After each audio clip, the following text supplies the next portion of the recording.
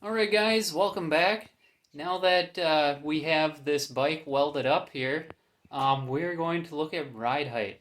So we've got our room for the engine, as you can see here, and I have it nice and low in the frame. That's the placement we're going for anyway, to try to get as low a center of gravity as possible. Next thing will be throwing on a couple of wheels and just seeing what size wheels we can get away with, and if we have to chop the frame anymore to get the ride height we want. So I'm going to go up into the parts attic and we're going to look for some wheels.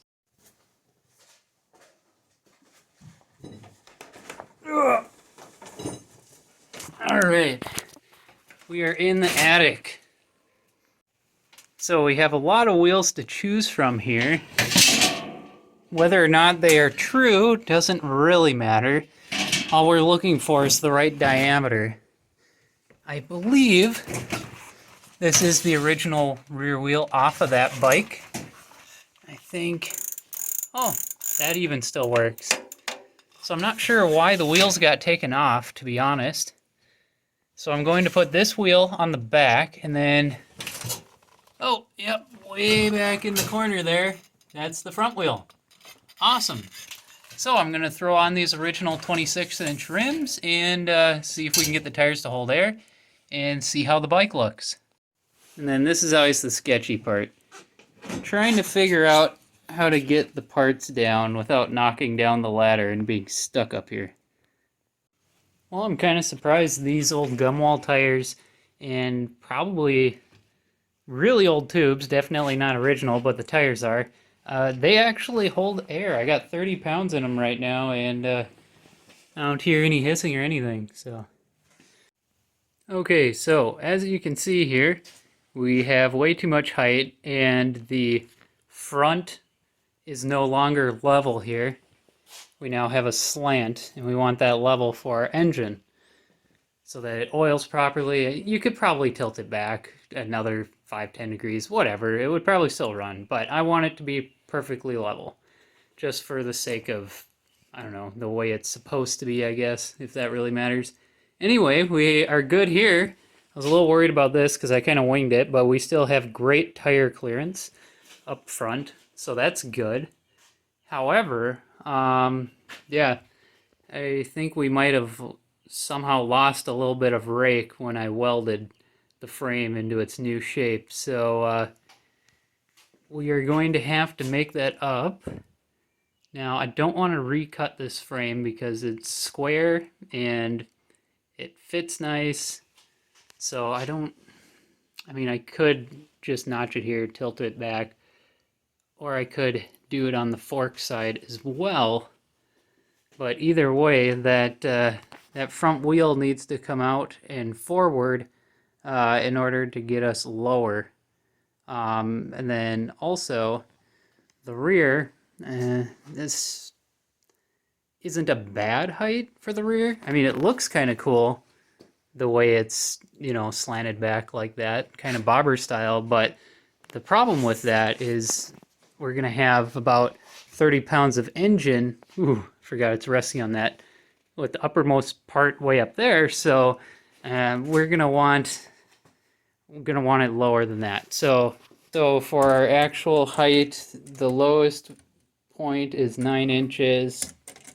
Highest, we got right around 13. So really where we need to lose it is the front. So how am I going to take 4 inches out of the front without making that some ridiculous chopper situation? I do not know. Gonna have to do some thinking here.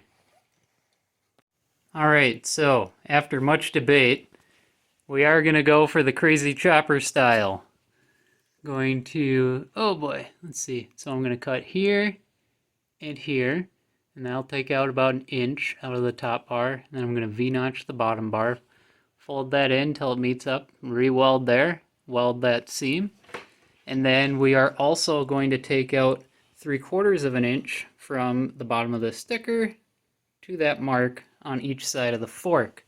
And hopefully by shortening that fork, we will be using up this 1-inch gap that we have here and giving it more rigidity, because these forks kind of suck as it is with the stock rake, and when you hit the front brakes, this kind of does a shimmy front and back. So that will get worse when I change the rake more like this. So to counteract that, I'm going to shorten the fork and hopefully increase the structural rigidity in the process. And if I screw it up and it doesn't turn out, I have a spare fork that's identical to this, and we just try it over. So, time to get the respirator and the angle grinder and go to town and see what we can accomplish here. Alright, so this is what we got now. I'm probably going to change my mind a million times and absolutely hate it, but yeah, we went full ridiculous rake. As rake gets. We ended up cutting out 2 inches here, about 1 inch there, and the engine just barely clears the top of the frame with the spark plug. So I don't think I'll have to cut these forks down because this moved so much. But we'll see. I'm going to weld it up, we'll throw the wheels back on, and see how it looks. Alright, this is the part where... oh, son of a bitch. That's not true. Yeah, that's not even close. Ah. Okay. Cut it and weld it a 3rd time. Okay. So I made 2 cuts. One there because I didn't want to triple weld. And then one here, same reason. Put the pry bar in the top and twisted it. And now we are relatively true. Both parts of the fork are touching the ground.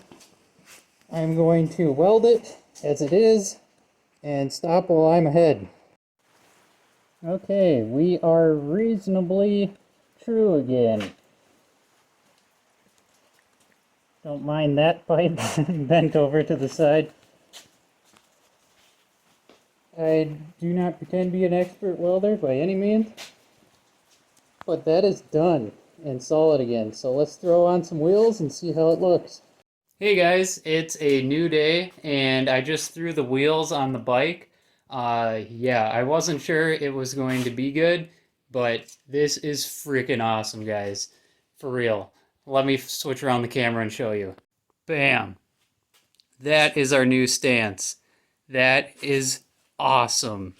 Absolutely ridiculous amount of caster on the front, but I love it. God, it's just good at every angle. So obviously this extended the wheelbase quite a bit, so I don't know how super stable this thing's going to be, but it might need some reinforcing, and I might need to do some sort of like stronger fork or springer fork, but I just have to quit while I'm ahead. This is so sick, guys. And check out the measurements. So before, I believe this was 9 inches to the ground. We're now at 7. And up here we were at 13. We're now at about 9 and what? 9. Shit. So yeah, so it's about 9 there. And the furthest back we're 8 3/8. So I mean, I'm not going to complain about a 5/8 inch slope back. I'm just going to leave it as is and move on to the next step of this project. But yeah, I just had to show you guys how awesome this thing looks now. Alright guys, thanks for watching. This is an ongoing build series, so if you want to see more, make sure to subscribe and hit that notification bell. If you like this video, make sure to give us a thumbs up. And as always, see you guys next time.